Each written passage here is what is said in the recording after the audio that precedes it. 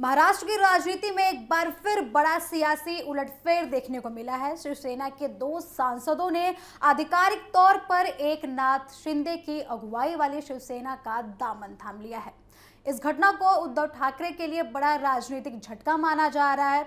साथ ही माना जा रहा है कि अब बाकी बचे 4 बागी सांसदों के लिए भी शिंदे गुट में शामिल होने का रास्ता आसान हो गया है।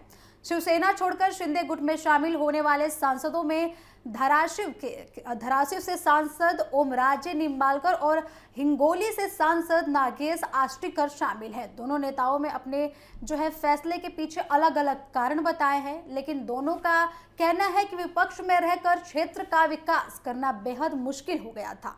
आपको बता दें कि पिछले कुछ दिनों से महाराष्ट्र की राजनीति में ये चर्चा तेज हो गई थी कि उद्धव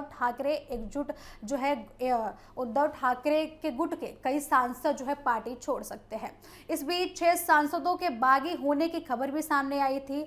अब इनमें से 2 सांसदों ने खुलकर शिंदे गुट में जाने का ऐलान कर दिया है।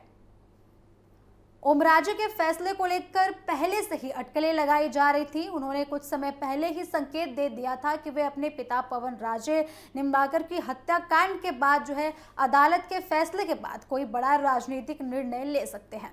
शनिवार को कोर्ट ने इस मामले के सभी आरोपियों को बरी कर दिया। इसके तुरंत बाद ही उनके राजनीतिक कदम को लेकर चर्चाएं तेज हो गई और आखिरकार उन्होंने शिंदे गुट में शामिल होने का फैसला कर ही लिया। वहीं हिंगोली के सांसद नागेश आष्टीकर ने सोशल मीडिया के जरिए अपने फैसले की घोषणा की है। उन्होंने फेसबुक लाइव आकर समर्थकों को बताया कि अब वे एकनाथ शिंदे की शिवसेना के साथ काम करने वाले हैं।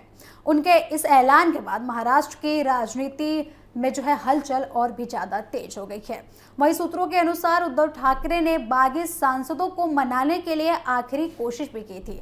बताया जा रहा है कि उन्होंने अपने करीबी नेताओं को ओमराजे से बातचीत करने के लिए भेजा था, लेकिन उनका संदेश साफ था कि पुरानी बातों को भूलकर पार्टी को एकजुट रखा जाए और साथ मिलकर आगे के कार्य को बढ़ाया जाए। लेकिन ये कोशिश सफल नहीं हुई और बताया जा रहा है कि ओमराजे ने पार्टी के कुछ नेताओं और उनके बयानों से नाराज होकर पार्टी छोड़ दी। हालांकि उन्होंने ये भी कहा है कि उन्होंने व्यक्तिगत रूप से उद्धव ठाकरे से उन्हें कोई भी शिकायत नहीं है। इसके बावजूद भी उन्होंने राजनीतिक परिस्थितियों को देखते हुए अलग होने का फैसला लिया है।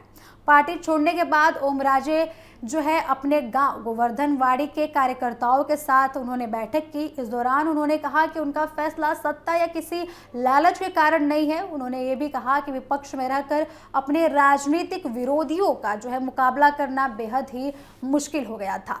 उन्होंने कहा कि सत्ताधारी दल का समर्थन उन्हें उस वक्त नहीं मिल रहा था।